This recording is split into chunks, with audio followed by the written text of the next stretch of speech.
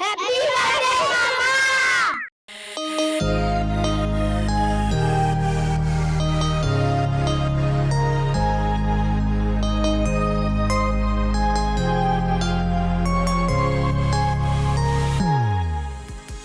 রাত থেকেই শুরু জন্মদিন উদযাপন।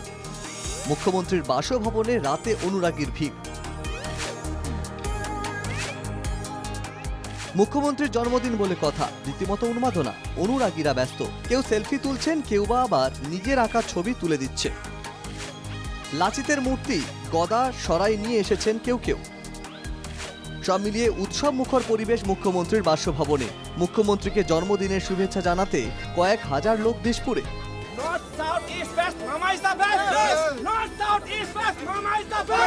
তেখেতৰ প্ৰতি ৰাইজৰ যি মৰম, যি আদৰ, এয়া সঁচাই মানে লক্ষণীয়। আৰু অসমৰ উন্নয়নৰ ক্ষেত্ৰত মাননীয় মুখ্যমন্ত্ৰী মহোদয় যি ধৰণে কাম কৰি আছে, সেই ক্ষেত্ৰত আমি সকলো আশা কৰিছোঁ তেখেতে পুনৰবাৰ মুখ্যমন্ত্ৰী হওক। আৰু মা কামাখ্যাৰ শ্ৰীচৰণত আমি এইটোৱে প্ৰাৰ্থনা কৰিছোঁ, তেখেতৰ সদায় সুস্বাস্থ্য হৈ থাকক, ৰাইজৰ কাৰণে কাম কৰাৰ যি তেখেতৰ মানসিকতা, ৰাইজৰ স্বাৰ্থত আৰু ৰাইজৰ কাৰণে সদায় তেখেত থিয় হৈ থাকে। গতিকে তেনেকুৱা এগৰাকী মুখ্যমন্ত্ৰীক আমি পাই আমি নিজেই গৌৰৱ অনুভৱ কৰোঁ আৰু তেখেতৰ এগৰাকী অনুৰাগী হিচাপে সদায় মা কামাখ্যাৰ শ্ৰীচৰণত তেখেতৰ কাৰণে প্ৰাৰ্থনা জনাওঁ। রাজ্যের বিভিন্ন প্রান্ত থেকে এসেছেন অসংখ্য অনুরাগী। নর্থ সাউথ ইস্ট ওয়েস্ট, আমার মামা ইজ দ্য বেস্ট। জয় শ্রীরাম। প্ৰথমে তেওঁ আজি অসমখনক যি আজি বিশ্বৰ দৰবাৰত প্ৰতিষ্ঠা কৰিছে তাৰ বাবে তেওঁক বিশেষভাৱে ধন্যবাদ জনাইছোঁ। আৰু আশা কৰিছোঁ যে আৰু অনাগত দিনত আৰু তেওঁ অসমখনক আগুৱাই লৈ যাওক। যি আজি বিশ্ববাসীৰ মাজত অসমখনৰ যি এখন প্ৰতিষ্ঠিত নাম, গতিকে তেওঁৰ যোনটো কৰ্ম দক্ষতা সেইটো আৰু ক'ব নোৱাৰি। মই আশা কৰোঁ আৰু তেওঁৰ কৰ্মদক্ষতা আৰু দুগুণ গতিত আগবাঢ়ক, দিন ৰাতি একাকাৰে যিদৰে কাম কৰিছে আৰু দুগুণ গতিত কাম কৰক, সেয়ে ভগৱন্তৰ ওচৰত প্ৰাৰ্থনা জনাইছোঁ। ৫৭তম জন্মদিনের শুভেচ্ছা গ্রহণ করে মুখ্যমন্ত্রী সোজা চলে গেলেন রাজনীতির প্রসঙ্গে, নির্বাচনের প্রসঙ্গে। অহংকার করে লাভ নেই, আত্মবিশ্বাসী হতে হবে।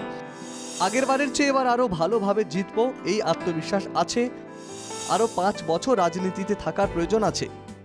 জন্মদিনৰ দিনা ৰাতি ১২টাৰ পৰা ৫টা ৬টালৈকে মই থিয় হৈ থাকোঁ।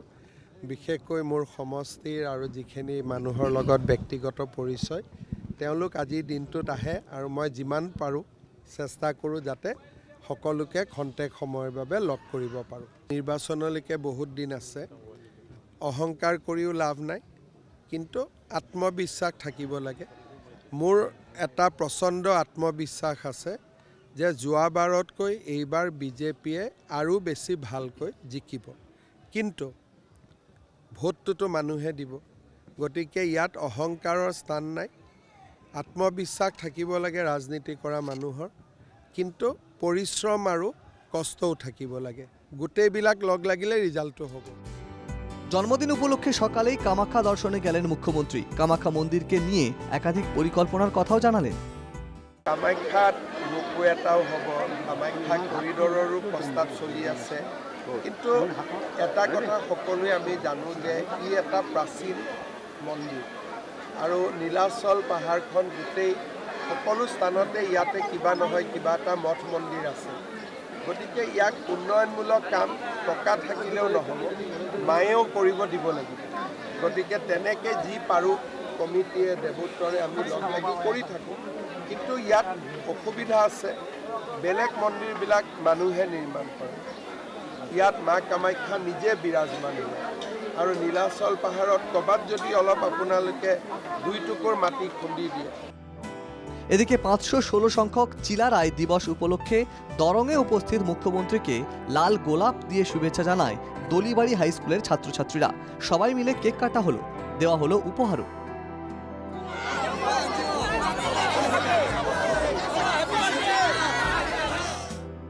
থিঙের বাটোমারিতে সংখ্যালঘু সম্প্রদায়ের লোকেরা মাঝরাতেই লেগে পড়লেন মুখ্যমন্ত্রীর জন্মদিন উদযাপনে। আল্লাহর কাছে দোয়া করলেন। হাত দাঙি তুলিছো মোলা, আল্লাহ আমার সকলো মনকে তুমি কবুল করে দাও, আল্লাহ আমাদের যে মুকসুদ। মুখ্যমন্ত্রীর ৫৭তম জন্মদিন উপলক্ষে কামপুরে আয়োজন করা হলো এক রক্তদান শিবিরের। নারায়ণপুরেও উদযাপন করা হয়েছে মুখ্যমন্ত্রীর জন্মদিন। বিহপুরিয়ায় হিমন্ত বিশ্ব শর্মা ফলোয়ার্স গ্রুপের উদ্যোগে সারাদিনব্যাপী কার্যসূচির মাধ্যমে পালন করা হলো মুখ্যমন্ত্রীর জন্মদিন। সরু পথারের বড় পথার দুয়োরানীর শিব মন্দিরে পূজার্চনা ও বিশেষ যজ্ঞ অনুষ্ঠিত হয় মুখ্যমন্ত্রীর জন্মদিন উপলক্ষে। তেজপুরের ঐতিহাসিক গড়খিয়া থানেও মাঘ পূর্ণিমার অনুষ্ঠানের মধ্যেই পালিত হলো মুখ্যমন্ত্রীর জন্মদিন। সব মিলিয়ে স্মরণীয় হয়েই থাকলো মুখ্যমন্ত্রীর 57তম জন্মদিন। Bureau report, NKTV Bangla.